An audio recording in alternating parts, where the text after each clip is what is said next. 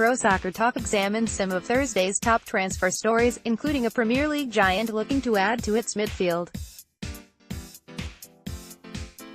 More, Uruguay reaches round of 16 courtesy of Luis Suarez. Chelsea could be set to join Barcelona in the race for Juventus midfielder Miralem Pjanic, according to the Daily Mail. The Blues and new manager Maurizio Sarri are said to be open to looking to Serie A to solve some of the team's troubled areas, including in the center of the park to join France international N'Golo Kante. Sarri is already said to be keen on signing Napoli star Dries Mertens, whom he has coached for several years at the Stadio San Paolo. Meanwhile, Juve has interest in a World Cup star, with Mexico's Irving Lozano attracting significant looks from around the world. Lozano scored for El Tri in their 1-0 victory over Germany to open their 2018 World Cup campaign, and has become an instant star in the Dutch Eredivisie with PSV Eindhoven. PSV would reportedly be willing to complete a deal if the Serie A champions shell out over $40 million.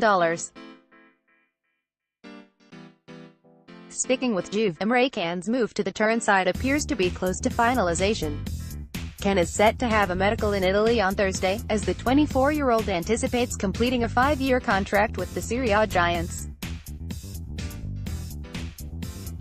Finally, West Ham United is looking to add to its attacking options next season, and the club could be nearing a record move. Lazio winger Felipe Anderson is reportedly set to come to the London Stadium in 2018-19 as the Hammers prepare a $46 million deal. Anderson tallied 4 goals in 21 Serie A matches last season for the Biancocelesti. Follow at Madrid Football. Let's get this out of the way first. VAR, video assistant refereeing, has been a fabulous addition to the game of soccer. In the 2018 World Cup, the availability of replay has done nothing but improve the ability of referees to correctly officiate the game, providing an outlet for mistakes to be corrected. Earlier on Friday, a referee gave a penalty to Brazil for a foul on Neymar, but with VAR applied correctly, the penalty was wiped off after it was determined Neymar went down easily. The game continued as it should, and a clear and obvious error was erased. Unfortunately, despite the clear improvement to the game VAR provides, there's still some work to be done in one very specific area of the game. More, recap of Serbia 1-2 Switzerland. On multiple occasions this World Cup, referees have missed wrestling matches in the penalty area, allowing defenders to essentially get away with murder instead of awarding attackers a deserved penalty. The worst example of this yet took place in the 66th minute of the 1-1 draw between Serbia and Switzerland in Kaliningrad. Aleksandar Mitrovic, already with a goal to his name early in the match, went up to meet a set-piece delivery with his head. He was fully bear-hugged by Switzerland captain Steven Lichtsteiner, and while being wrapped up, was then rugby tackled by Swiss central defender Fabian Schär. Yet somehow, Mitrovic was called for the foul, as the referee whistled him for ending up over the back of his defender on a genuine attempt to play the ball.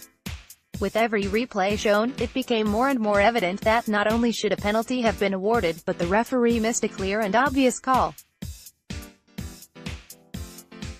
Yet the match referee, German Felix Brych, was given no assistance from the VAR booth, left on an island after blowing the call.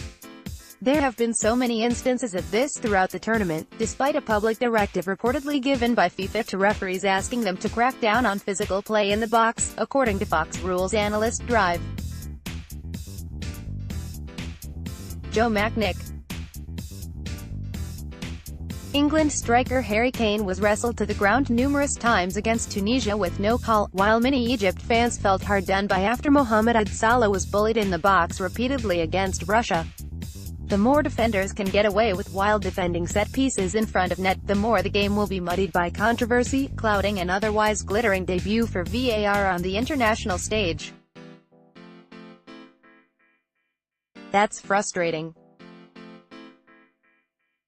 Follow at _bonfire. One of the most exciting games of the 2018 World Cup proved entertaining from start to finish, ended by a stunning breakaway goal by Xherdan Shaqiri that capped a 2-1 Switzerland comeback victory over Serbia. The start of the game was all Serbia, with Newcastle striker Aleksandar Mitrovic the most dangerous option up front, and he delivered on that promise just 5 minutes in. After a pair of chances just kept out by Jan Sommer, Mitrovic powered in a header off a Dusan Tadic cross to put Serbia in front early on. More, latest 2018 World Cup news, the goal confirmed yet another game without a 0-0 draw, 26 in a row to start the tournament, marking the World Cup record set back in 1954 when every single game in the Switzerland event featured a goal. Click here for live and on-demand coverage of the World Cup online and via the NBC Sports app. After the goal, the game exploded, with Serbia looking to double its lead and Switzerland hoping to gain a grip on the match. Without a second coming, Switzerland began to build promisingly, and had its first chance right on the half-hour mark as Steven Zuber threw ball sprung Blurem Jamili, but his sliding effort was saved brilliantly by Vladimir Stojkovic at the last second. They had a second chance minutes later, but for some reason Xherdan Shaqiri decided for one too many crosses rather than taking the open shot himself. Serbia didn't just look to see out the first half, though, as the star of the first half, Dusan Tadic, nearly gave his team another lift. First, he delivered a fabulous corner that stunningly skipped through the box untouched. Then, just before the break, Tadic came agonizingly close to what would have been a fabulous half-volley strike that flew viciously wide. Live World Cup scores. After the break, the back-and-forth action continued, and Granit Xhaka struck an absolute stunner on the counter to level the match 7 minutes into the second half. Shaqiri's initial attempt from the right edge of the box was blocked and the rebound fell to the Arsenal midfielder outside the penalty area. His follow-up was a laser, curling through the defense and past the wrong-footed Stojkovic. The chaos continued, with Serbia swinging back into the initiative. Mitrovic had a penalty shout turned down after being bear-hugged and wrestled to the ground by a pair of defenders, and minutes later Aleksandar Kolarov delivered a luscious cross into the box, but nobody was there to tap it home.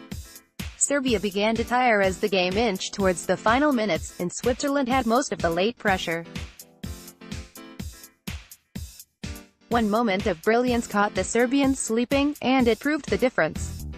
Mario Gavranovic fed Shaqiri on the break from his own half, and free on goal the Stoke City winger made no mistake as the last ticks of regulation came off. The win for Switzerland moves them to 4 points through the first 2 matches, leaving them level atop Group E with Brazil on points but in second thanks to an inferior goal differential. Serbia, meanwhile, sits third with 3 points. Switzerland would advance to the knockout stage with a win or draw in their final match against Costa Rica, while the winner of Brazil vs. Serbia will advance as well, with Brazil advancing in the event of a draw. Follow at _bonfire. England management is unhappy with the media after a coach was snapped with the proposed lineup for Saturday's match against Panama. Assistant manager Steve Holland was photographed holding a team sheet that appeared to show a pair of changes in the England attack, with Ruben Loftus-Cheek replacing Raheem Sterling and Marcus Rashford partnering with Harry Kane up front. While Southgate attempted to play down the leak, stating the piece of paper was just a squad list, and the next sheet has different players in different positions, he was also clearly frustrated with the media's decision to run the photos. More, latest 2018 World Cup news. Obviously any time, if we were to give the opposition the opportunity of having our team, it's a disadvantage to us, Southgate said in his pre-match press conference. So of course our media has to decide whether they want to help the team or not. The team sheet showed no changes to the defense, with the team playing a 3 centre-back system as Kyle Walker continues his role along that back line. Kieran Trippier stays in at wing-back opposite Ashley Young, with Jordan Henderson sitting in the midfield between them.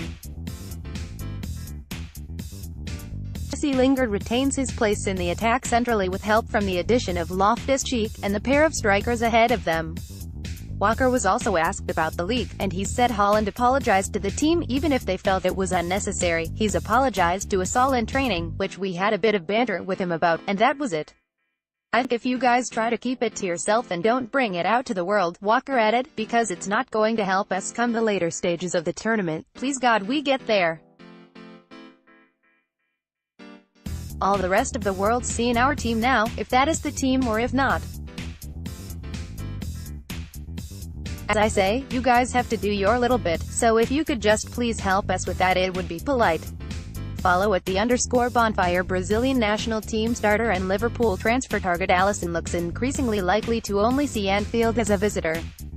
Italian outlet Corriere dello Sport says Real Madrid is going to tempt Roma with an $82 million bid that could rise with add-ons. More, Lozano to Barcelona, and Real would also offer a near $6 million annual salary to the Brazilian backstop. It's coincidence that this news comes on the day that both Alisson and current Real Madrid goalkeeper Keylor Navas were at opposite ends of the pitch. Alisson had little to do, while Costa Rican backstop Navas was outstanding until Philippe Coutinho and Neymar scored during stoppage time. Meanwhile, TalkSport says the Reds are in on a different Serie A goalkeeper, Lazio's Albanian backstop Thomas Strakosha. The 23-year-old played all 38 league games for the Roman club this season. Follow at Nicolas Mendola.